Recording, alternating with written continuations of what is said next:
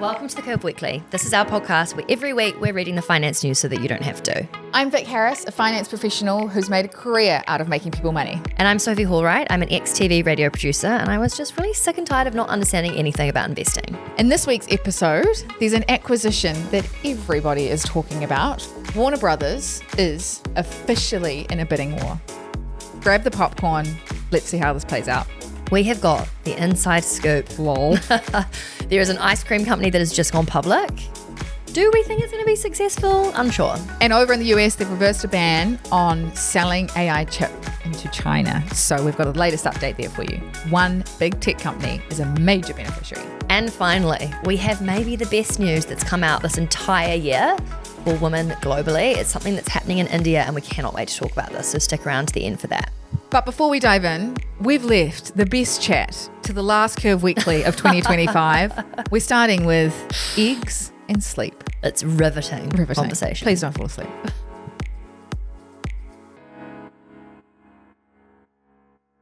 Like the last Curve Weekly of the year, can you believe it? I know. I think, is this our second or third year of Curve Weeklies? It's been... Three? Yeah, I think it's... 2023, 24, I think it's the third year. Yeah, we started in 2023. Do you remember how much bullying was involved in me being like, let's do a second podcast? Yes. Vic was like, there's no way. I can't wait to be you know what will in happen? full Christmas swing. There'll be some massive news. You're right. That'll come out next week. Dialing in live from Christmas Day. Just jokes, not the last one. I've just been having some eggnog. I don't know what eggnog is, but it sounds very British. Having mulled wine and be like, so... Look, we need to decode the news. Yeah, I can't wait to be in full Christmas mode, you know, like a hideous Christmas sweater, probably some kind of bizarre red cocktail that I try to make. Like Bridget Jones. Yeah. Gosh, that's a good movie. In the middle of the country in my cute little family's cottage with the candles lit trying to make gingerbread men. Like I just can't wait to be Cameron Diaz in the holiday. I'll be in the Marlborough Sounds. Oh, having a barbecue. Total opposite. Probably drinking tequila, my bikini in the sun. Very different Christmases. I must say, I think that's one of my favourite things about the UK is Christmas. Yeah. Like December here is magic. Yeah. Maybe next year. Maybe your family comes over here next year. Maybe you do a Christmas, you know, you host. Come over for UK Christmas. I was talking to my dad the other day and unfortunately, one of his friends passed away. And he had this moment. He was like, you know what, Vic? Here we are saving away for our retirement. He's like, we're now retired.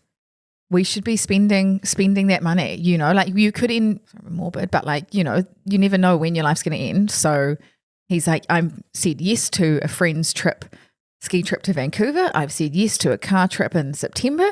So I'm like, yeah, maybe I'll just, while he's in this moment. Good idea. And Christmas in the UK? Yes. He's a real yes man. He probably would love that. He just hates the weather. Oh, really? I still call him and he's like, how's the weather over there? You're like, Dad, do you have better chat? Do we need such to talk a British about the thing weather? to talk about the weather though. Weather and tubes. I also think sleep. I'm so exhausted with how boring my sleep chat is. Oh, you know? Yeah. Like I'm just constantly talking about it, asking about it, checking with other people's sleep. It's ridiculous. I was speaking to a friend about sleep and I was kind of the same. I'm like, if I have less than 8 hours, I'm like, oh, today's going to be a battle. I'm going to need 3 coffees, you know, like. Oh, God, but then I think it's such a mindset as well. Do you know what I mean? Like I'm not saying it all the time, but if I didn't know I had less than 8 hours and I thought I had 8 hours, I could probably just keep going about my day and have a really great day. And I think it is. I've got a friend staying from Switzerland. One of our good friends is staying in London.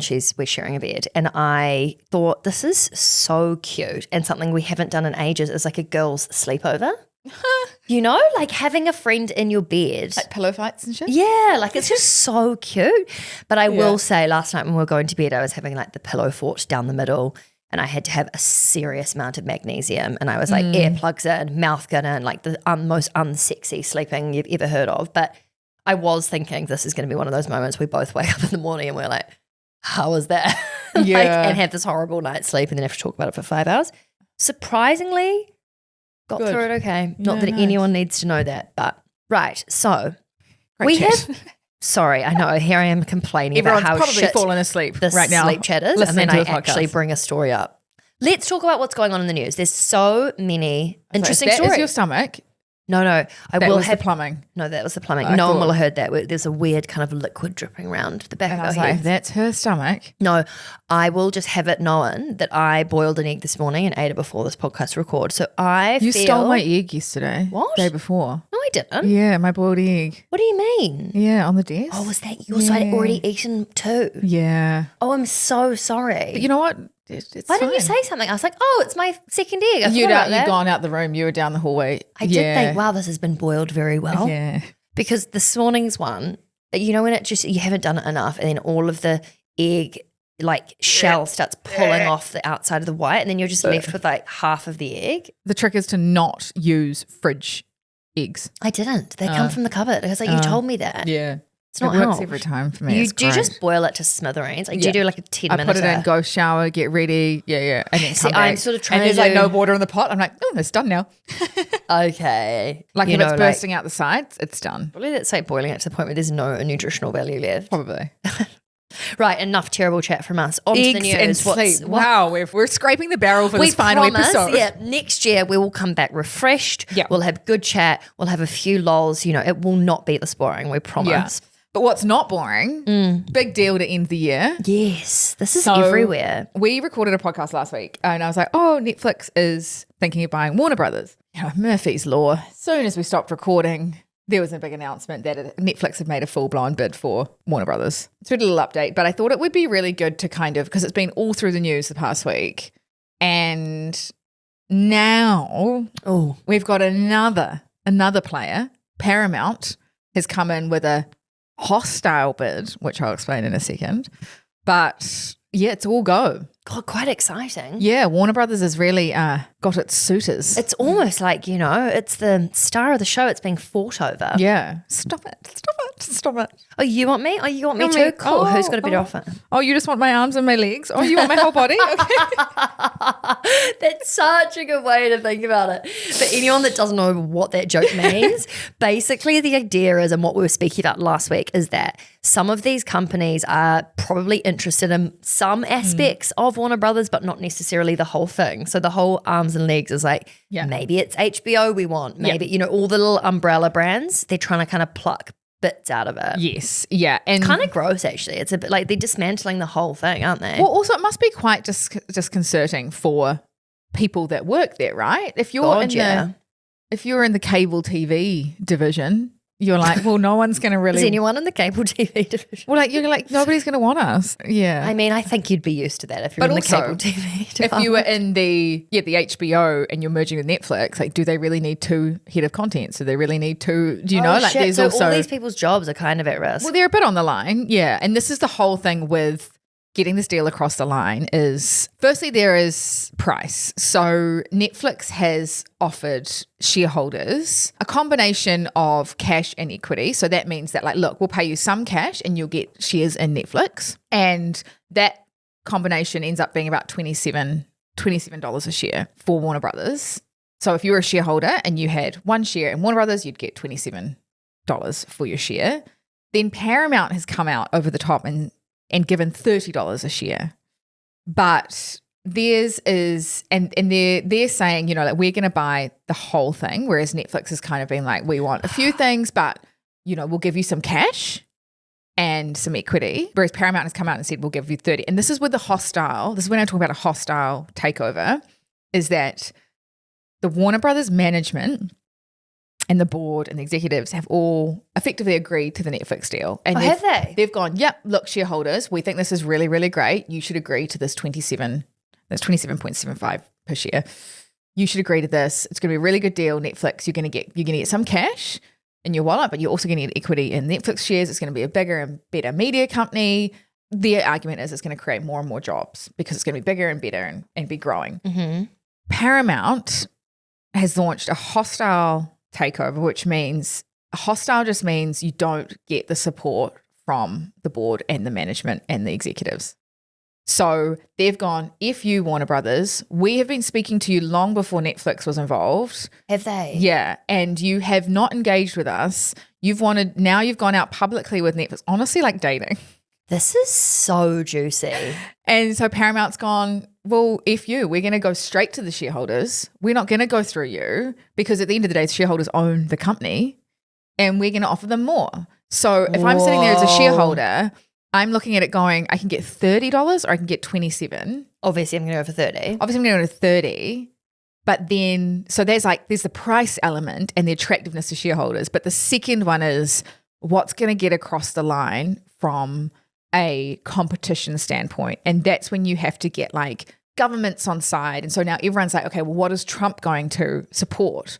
Is he going to support a Paramount deal or is he going to support a Netflix deal? Why is that government level? Because you're now going to be creating a massive media conglomerate. And so they're looking at it from a competition lens for customers. You know, what deal is going to be the best outcome in terms of competition so that customers aren't worse off? Surely it would be the Netflix deal then if it's being pulled apart, right? Because the idea of if Paramount is taking the entirety of Warner Brothers, well, it's merging all of it together, whereas the other offer is kind of like dismantling bits of it, right? Yes. And then there's kind of like another argument going on around jobs because Trump is all about what's going to create more jobs for Americans. And Paramount is like, our deal is going to save jobs because nobody's going to let go. We're buying the whole business. Netflix is like, yes, we're carving off certain parts, but we're going to be bigger and better and be growing much faster than what Paramount could offer Warner Brothers. So in the long run, we're going to be offering more jobs. So there's this, everyone's trying to get their like little mitts on it. Yeah. What do you think? What is your like overarching thoughts on this? Because I've got to be honest, if I think of the Paramount offer, it sounds like a better offer initially. What do I think is going to be able to create greater long-term value? I definitely would be backing Netflix. Also, nobody ever comes out with their best offer first. I was about to say, surely Netflix is going to shit all over Paramount. Yeah, I mean, Netflix is a much more financially healthy business. Paramount's got a lot of backing from like private equity. It's actually got some like Middle Eastern Saudi money, which people are not that comfortable with. So that's a whole other thing is that, you know, you've got foreign ownership of these assets. And I feel like Trump won't like that. He wouldn't like a majority shareholders not being from America, surely. And Netflix, you would think, would be quite centralized in the States. What I think, I think Netflix will come out with a high offer. Totally. If they could match or beat 30, I mean, then there's no brainer for shareholders to go with that. And what I hate about this is that Trump is again the puppeteer of like, who am I going to say yes to and why? And he's actually got quite a few personal connections with Paramount. And because Larry Ellison's son runs. Who's Larry Ellison? Larry Ellison is the founder of Oracle, which is one of the biggest tech companies, but second richest man in the world. Okay. And his son runs Paramount and they're all in bed with Trump. And so there could be, I don't know, something there. But this is not going to be over for at least a couple more months. Yeah, I think it's so interesting that Trump's more aligned with kind of the underdog, to be honest. Yeah.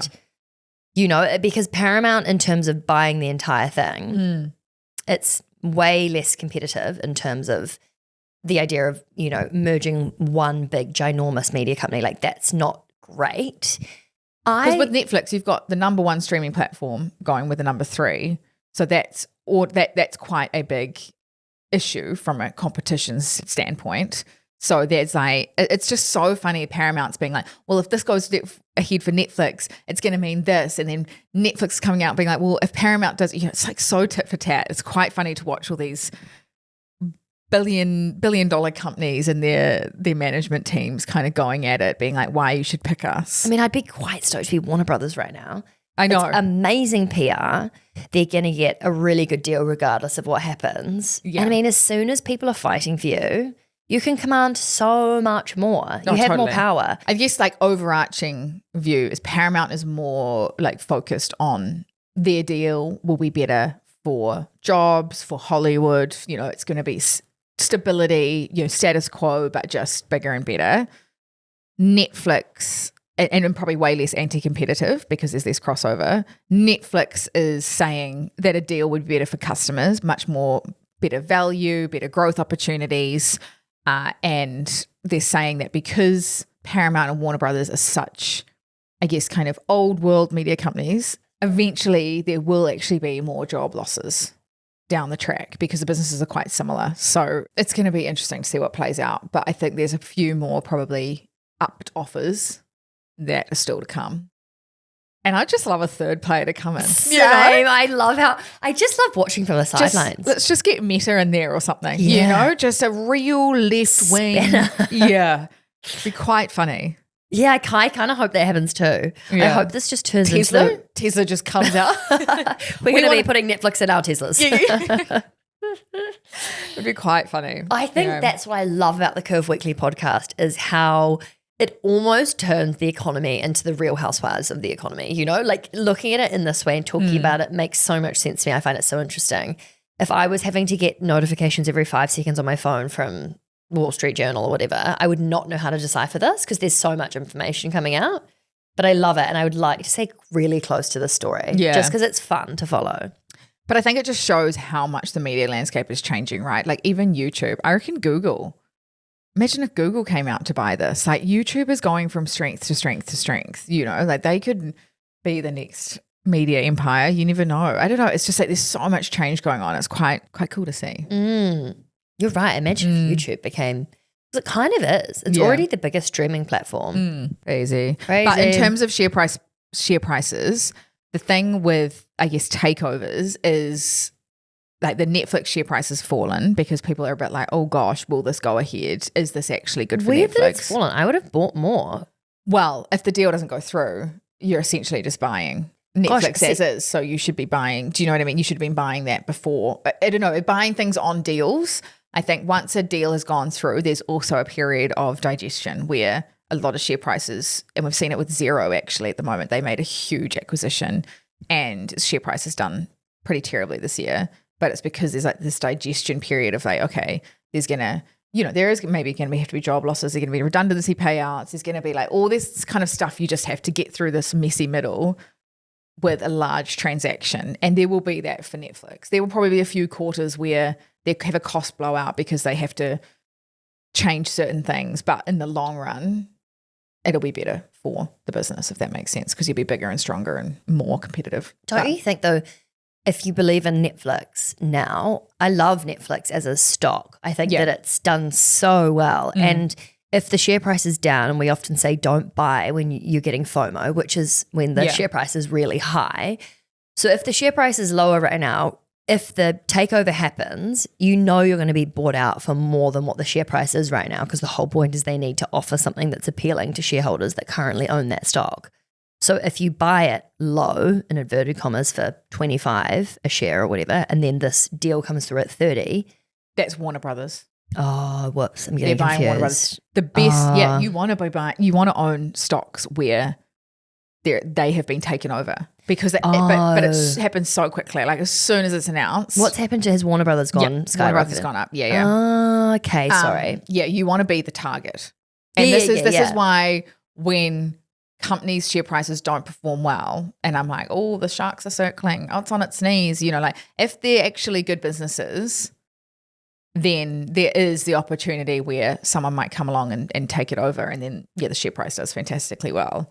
But it's not the best investing strategy to like buy all these terribly performing stocks and the hope that they get taken over. Yeah, but Netflix, as in this example, I think Netflix is an amazing investment. Yeah. So if there's a chance to be buying that slightly cheaper, oh, definitely, I feel like that's a buying opportunity. Yeah, from my perspective, anyway. Yeah. Okay, what else is happening in the news, Vic? News.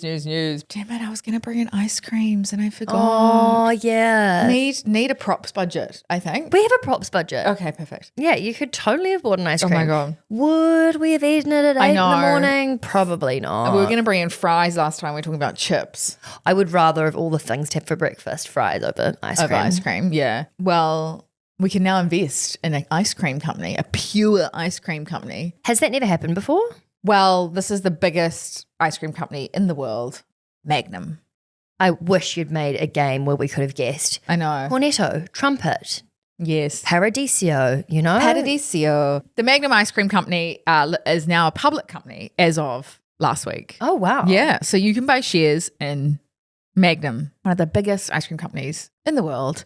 It's been spun out by Unilever. Oh. Yeah. Oh my God, can I explain a spin out? Yeah. Okay, so spin out, everyone. So companies do spin outs when they have heaps of different verticals. Why are you already laughing? Because I'm just like picturing like, what are those cars? A spin out. Like a burnout. Burnout, sorry. Can I explain a spin out? Spin off? Okay, spin off. Yeah. Oh, whoops, I got the words wrong. That's why I was wondering what you were laughing at. Okay, so a spin off. Yep. A spin off is basically businesses that have heaps of different products or departments underneath the whole. To be honest, looking back at Warner Brothers would be a good example. You look at Warner Brothers and all the different businesses that sit underneath that. So for example, HBO or the other media companies. Let's say HBO was doing really, really, really well, but because it's under this parent company, it's kind of not getting access to the right amount of resources to grow it at the same rate that it could otherwise. They spin it off? Yep. Spin it off. They carve it out kind of. They carve it out. So they're like, okay, you can be its own business. You're actually good enough to stand on your own 2 feet. So you can now be a separate business. You can get separate shareholders, separate management team, separate capital and money to grow. That's yours and yours only, and you go and you thrive. And usually they do really well because they've already got proven track record. The reason they're spinning them out off, whatever it's called, is because they're doing well and they have potential. So by pulling them out, you know that they're going to do even better. It's almost like they're undervalued currently sitting in this big conglomerate or this big business. And it's like, you're right, they have potential, but maybe they're not performing to their highest potential because they're restrained by the bigger business. There's red tape. In order to get budgets approved for some marketing, they have to go through, like it's little things like that. So they kind of spin them out, and history shows, research shows that, majority of times spin-offs do really well because they've now got their own space, their own room to breathe, all of that. So is the reason that Magnum have gone public because of exactly what you're saying? They haven't had the internal resources, and so to be able to get access to more capital to grow at the rate that they think they can, they need to go, okay, cool, everyone, we're public, give us money, buy shares in us, and then they have that money to then go and grow and be bigger. Yes, yeah, except Unilever shareholders, there is kind of this carve out where as a Unilever shareholder, you now get shares in Magnum, and you've also got your shares in Unilever. Then there's like, again, another digestion period where it's like, okay, some people may be like, actually, I don't want to own shares in a pure ice cream company. I quite liked having my shares in Unilever with its diversity. So I'm going to sell those shares. So there's a bit of, so it hasn't performed very well, but it's only been a week. And that's because there's shareholders in there that don't want to own that. So they're selling them. But then there'll be shareholders that come in and be like, awesome, I've always wanted to own an ice cream brand, but I hadn't liked the rest of what Unilever was about. So I'm going to buy these shares. So, and also there's once they start putting out good financial results and all of that, then that creates a lot of demand, and then the share price as well, hopefully. But the reason it was spun out is because Unilever has a lot of kind of personal, it's mainly personal care brands. Like soap. Dove, they've got Dove, your shampoos, conditioners, all of that. And they have so many brands in that as well. And I reckon if you looked on any kind of personal care product, even like some real rogue ones, they've got hundreds of brands. You flip it over, look at the back, and you see a little U. I mean, we know Ben and Jerry's. Obviously, there's been a lot going on there. Well, Lynx, Rexona, Tresemme, Sunsilk. What a blast from the past. Quite 90s. So 90s. Lipton. God, there's just so many. Yeah. So the reason they spun out the ice cream division was, firstly, it's a lot more logistically difficult to transport frozen goods and all of that than it is skincare, personal care, consumer care brands. So they're like, let's just streamline our business and focus on one, I guess, similar division or like similar kind of product, and we'll spin off Magnum. Also, you hit the nail on the head. The whole Ben and Jerry's saga. Oh my God! What do you mean? See ya. Go out with Magnum. We don't want to deal with you. You're an ice cream. You're in this division. You're not part of Unilever anymore. Oh my God. Okay, right. For anyone who missed this, there was a huge saga that happened with Ben and Jerry's. In fact, it's been going on for years. Yeah. They were bought by Unilever. They were bought for millions and millions. It was super amazing for the founders. The founders worked at Ben and Jerry's within Unilever once they'd been bought, and there'd been a huge amount of issues, particularly with the war in Ukraine. There was just so many things going on that meant that the founders were sort of at war with the people who had bought them, Unilever, and it was just such a headache, I think, for Ben and Jerry's. They were being silenced, but they had their own independent board within Unilever. Like, it was quite an interesting structure. Anyway, it ended up with the founder of Ben and Jerry's leaving not that long ago, actually. and kind of throwing the towel in and being like, I'm really gutted this has panned out, but I can't be here anymore. So anyway, new Ben & Jerry's is obviously an ice cream, and it has been spun off with Magnum. So, and Magnum owns like within this company, I'm saying Magnum, but that's the name of the company, but it's like Calippo, Viennetta. There's like so many ice cream brands in there. Yeah. Oh, okay. So all Cornetto, Popsicle. I think it will do quite well. Well. Okay.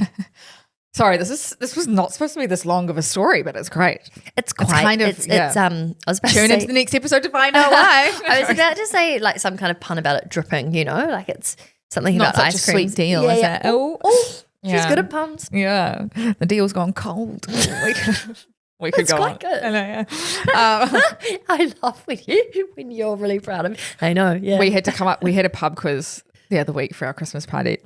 We had to come up with a team name. We didn't do very well. No, I thought I was real original. And she's like, oh, that's a classic. Oh, was I like, know. We have to say what it was. Quizzy Rascals. Okay, so first off, we were basically told there was points for the best name. Yeah. So we thought, great, we're creative. Let's get into this. Yeah. And Vic was really kind of like tuned out with the UK geography and focused on coming up with a team name. Divide and conquer. Yeah, I was like, I'll deal with the name. Yeah. And Vic just looks up without any context to me, no context. And she goes, quiz on my face. And I was like, that's hilarious. Yeah. Surely we go with that. Anyway, the quiz master came around and we thought, You're what gonna do you say think is our our name? fun name? Because she had sort of indicated she had dark, like kind of twisted humour. So we were like, this could work.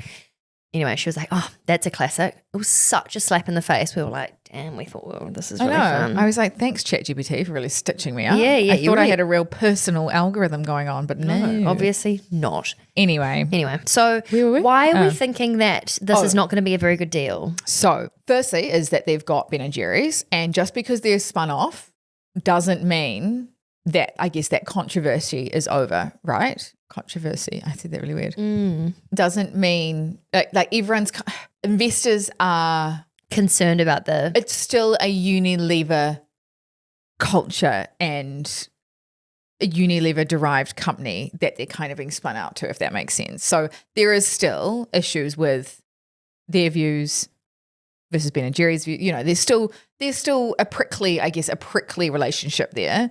And so, you know, what could that mean? I don't know, but investors are a bit like on edge still, but there's still a bit of uncertainty there. Secondly is what we spoke about last week, all these GLP-1 appetite suppressants, less people having sweets, and just an overarching. Ozempic, for anyone that doesn't know what that is the weight loss drug. And also an overarching move to health and wellness. I did think that when you were first talking about it, I thought, how many people are actually eating ice cream that much? Because I'm not a massive, I like ice cream and I'll eat it. And for some reason I've had it quite a lot lately, but there's so much sugar in it. It's not like the greatest thing to have before you go to sleep. You know, I mean, I love it in summer and it's a nice treat, but is it on the up in terms of trending? Like I don't know. Nice blocks. Oh, they're delicious. gosh, they're delicious. And they're like healthy. Ice yeah, blocks, yeah, exactly. It's almost like when you have this, you feel like, ooh, you feel guilty, right? It's very 90s. Yeah, Viennetta. Oh, absolute iconic. The I cutting remember and the Mum noise would- was like cracking Mum through would the cut and layers. I'd be, be like three waves. Be like, can I get 4? You know, a little piggy. Just trying to so over to the left a bit more. You loved your ice cream. I won an ice cream eating competition when I was This is younger. a story Vic's never told on the podcast before. Haven't never. I? Yes, many Oh, times. sorry. But tell it again for those that have missed it. Yeah, we're in Fiji on a family holiday, and I went off to like the kids club for the day, and I came back and I was like, Mum, guess what? She's like, what, darling? What? I was like, I won. She's like, oh, fantastic. What did you win? I was like, an ice cream eating competition. And her face was like, huh. And I was like, why is she not proud of me? I won something. But now, yeah, anyway, I love ice cream. So do you think that if you look at this, that knowing that spin-offs, God, sorry, why am I freaking out? Spin-outs, whatever they're called. Spin-offs, yeah. Generally, they're a good thing. Yeah. But you're not seeming overly optimistic about it. I just think I'm a long-term investor, and long-term, do I see more and more people demanding and eating ice cream and therefore growing the revenue and profits of this business? Probably not.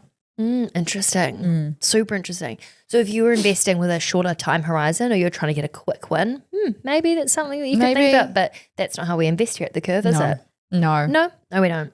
Also, another sweet kind of deal. Well, not actually sweet, but Arnott's, the biscuit company. Yes. Arnott's, surely everyone knows Arnott's. Yeah, they actually make Tim Tams as well. Emily, have you heard of Tim Tams? This is our producer, Emily. Hello. Hello, guys. No, never had one, but I've heard so much about them. But I have tried a Whittaker's chocolate. Oh, so good. Yeah, God, they're iconic. I think I'll bring back some Tim Tams. I love Tim Tams. You bite off each end and you suck through a hot drink and then it all melts and you're There's literally nothing more messy or gross than eating it like that, but it is quite delicious. Yeah.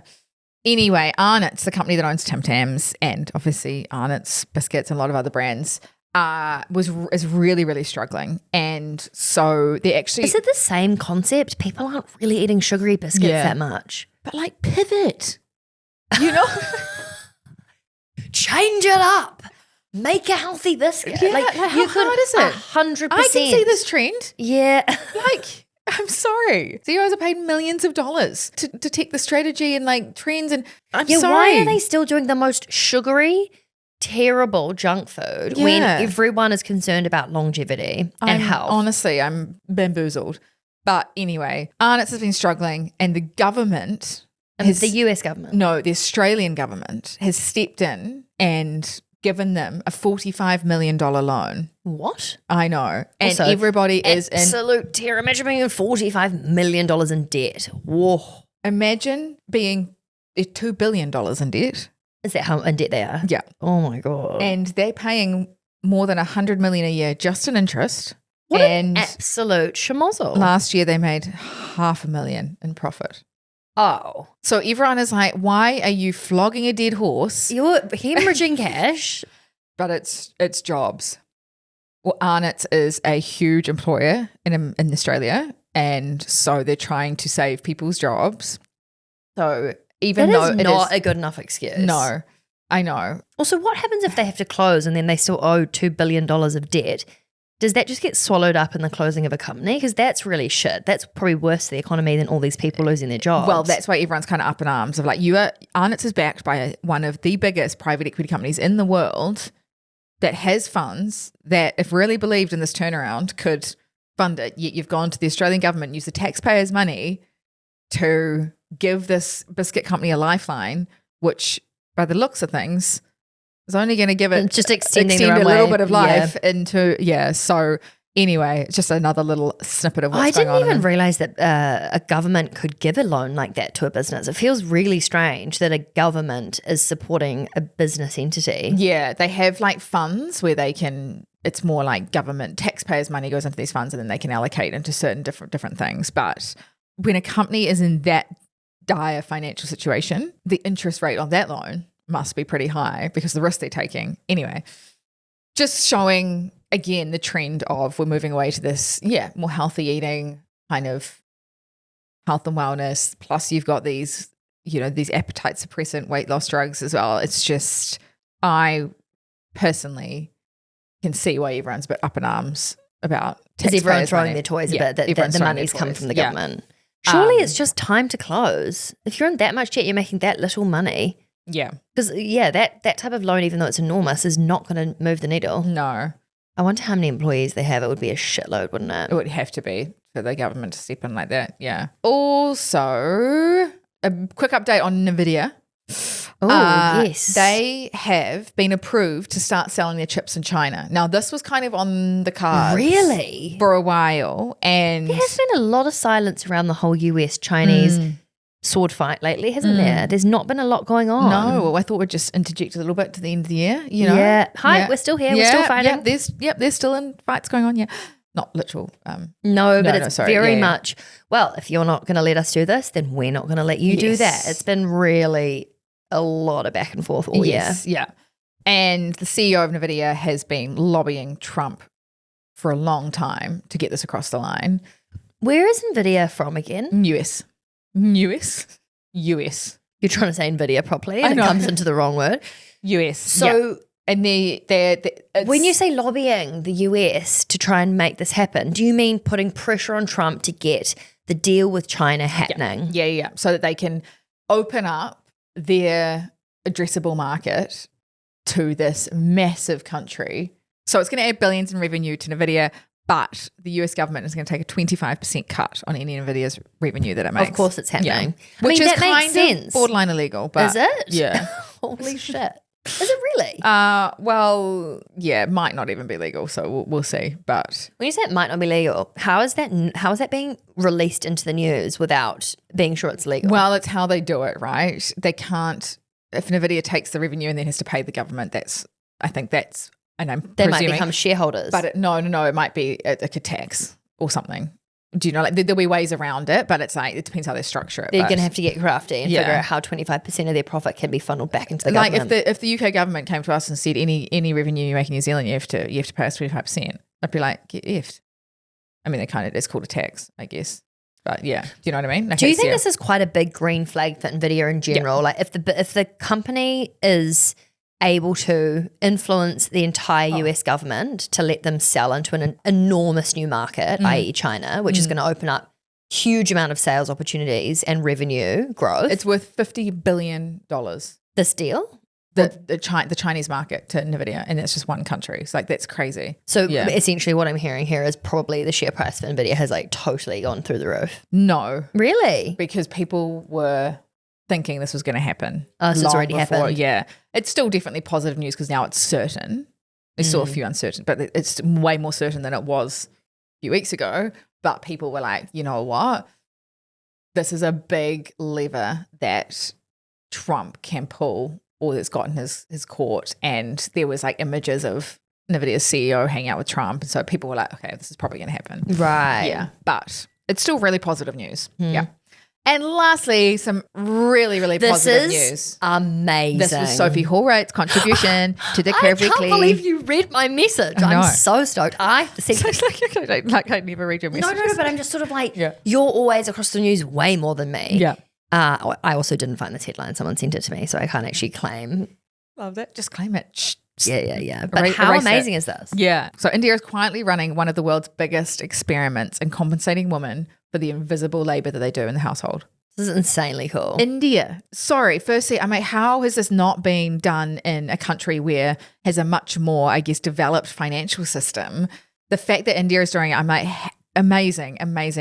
But I guess to preface it, women do on average 5 hours. Sorry, women on average do 5 hours a day of unpaid work.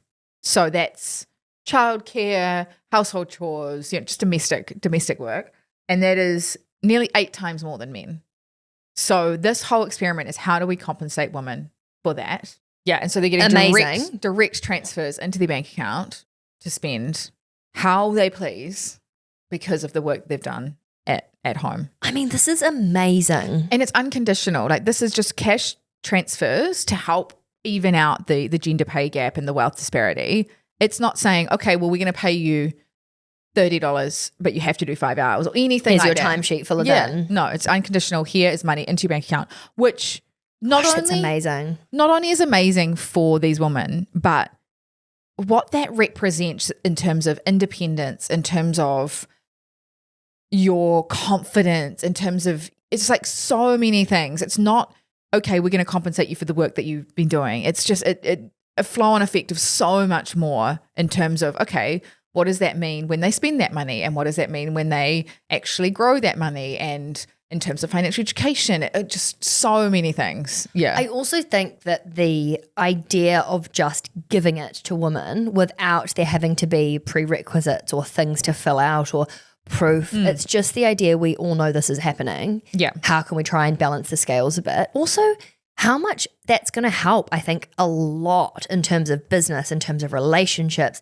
There is a lot of bitterness, I imagine. I mean, this is not coming from someone who is doing that for someone else or in a dynamic where I'm not being paid, so it's really different. But if I was in a relationship with somebody, all these signals just point to we value what you do and the time that you spend on these things that up until now you haven't got any money for. And the contribution it makes to the economy and to our country. And you should have independence. You should have dignity. You should have all of that because of what that represents. Is just a lot of critics are saying that it is a political move, which I'm like, I don't care. Who gives a shit?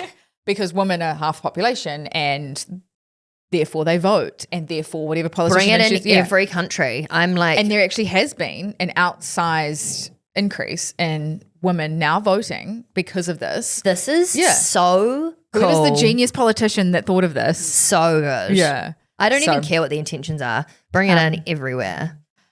This is one of the things that we've spoken about a bit on the podcast in terms of the capitalist society is run in a certain way, right? Women are giving birth, having babies, raising the next generation of workers to go into the workforce to fuel these businesses that are making money. The fact that that work is, or those jobs of what women are doing, that free labor is just cut out and not considered a part of the equation. How do we equalize the playing field then? If we're doing 5 hours a day more work than a male equivalent, how are we supposed to compete on a global stage in terms of showing up to work and showing up as a mother and showing up as a family? You know, like all of that stuff is so hard when you're doing 5 hours extra a day of work. But at least now you're being compensated for it. So there is some kind of reflection and you can put that back into the economy in terms of spending. But also the fact that women are now showing up to vote because they're getting recognised, who does that mean that's going to be in power going forward is people that recognise women, that therefore, you know, like the flow-on effects in the ecosystem is quite cool. I'm so glad I found this story. Yeah, same. And that's all we have. Oh, for yeah, you. sorry. That was such an anticlimax. Sorry. I was sort of waiting for and we've got I this. do think just to round out this topic is I don't agree with just giving women money. Like there has to be, or anyone, a handout like that. There has to be a flow on in terms of like, okay, what is the messaging behind this? Why are we doing this? You know, the financial education wraparound of how to grow that money and therefore, you know, have more independence and all that. But it is an incredible starting point. And naturally, now that women have this money, they will be more interested in, you know, how they spend it, how they save it, how they invest it, all of that. I think that's a really good point, Vic, because when I think about the times in which I have felt propelled to learn or do things differently or educate myself more when it comes to money, it's when I have something to start with. Yeah. It's very hard to find the motivation or emotional connection to want to learn and do, I don't know, an investing course or research or anything to do with money. The moment in which I reached out to you and wanted help financially years ago was when I felt like I had something that I wanted to protect and I wanted to make the most of. And I had a tax back of about 10,000 Australian dollars and I thought, okay, I really don't want to F this up. I really want to do it properly. How do I do this? And I think by giving women that financial independence, recognizing their work, there's so many flow-ons, but ultimately there'll be a lot of money going to the hands of people who haven't otherwise been able to get it. You know, if all of the money is coming through, this is obviously super heteronormative, but through a male in a dynamic, in a marriage, that no wonder a lot of people don't think I should learn about money or investing because they're not the ones bringing in any of the money. Yes. There's an obvious disconnect between caring. Yeah. Because they have no reason to, because they're not in control of any money that's coming in. And I think that this really changes things in so many ways. I think the ripple effects is going to be quite amazing to see. And it would be epic if this becomes something that starts popping up in different parts of the world. I mean, I think that there will be a lot of mothers that hear this and just probably cry with gratitude. Yeah. Knowing that it's even being recognized at a government level somewhere in the world. How amazing. And I know there's a lot of men that do, you know, there is a minority of men, it is a minority unfortunately, that do a lot of outsized household work as well. And I think the whole conversation of like, how do you compensate people that work that is not quote unquote a salaried or an employed job, because it is such a large contributor to the economy, and we're doing it right now by addressing the people that carry the most of that weight, and that is women. I feel like this is such an epic end to year when it comes to the Curve Weekly. What an amazing story to end with. Yes. We will be back about mid-January, taking a wee hiatus. How exciting for us. I know. Going to read some books. Yeah. Lots of books. Recharge, eat lots of food, have some time with family. And we hope that everyone's had an amazing year and is looking forward to having a break over Christmas. And we've got so many exciting things happening at the Curve next year, which we can't wait to share with you all. Yes. So we hope that you have an amazing time. Stay safe, break. stay healthy. Yeah. Stay relaxed. We'll see you in 2026. Thank you so much, everyone who listened this year. We actually are blown away with the amount of people who love this podcast. So thank you so much. Yes. Over and out. Goodbye. It sounds so like, you know, we're like About to freeze ourselves Over for and 30 out. years and go into like a spaceship or something. We're only going for a couple of weeks. We're only away for a couple of weeks. And Don't worry. goodbye. Thank you so much for listening to The Curve Weekly. Make sure you hit the subscribe button to stay up to date with all the money, biz and stock market news. And if you like what you heard, we would love a review. Thank you. Yes, we would love a review. But if you Only did a good hate one. it, please, don't leave one if you hate it. No, but in all seriousness, could you please leave a review? Because it really helps other people find our cute little podcast. And we hope you have a good week and see you next Monday. Bye. Bye. Sweet. Yeah. See you next Tuesday. Lol. See you next Tuesday. I mean Monday. No, actually, though, new episodes out every Tuesday. Okay, quickly. The Curve was created to empower and educate you about investing, but we are not financial advisors. Our platform exists for educational purposes only, and it doesn't provide personalized investing advice for your individual needs and should not be relied upon to make an investment or financial decision. And always remember to do your own research before making any investment or financial decision. We're here for any knowledge and support you need, but the final call is always yours. And thanks for being here. You got this. Yeah, we know you got this.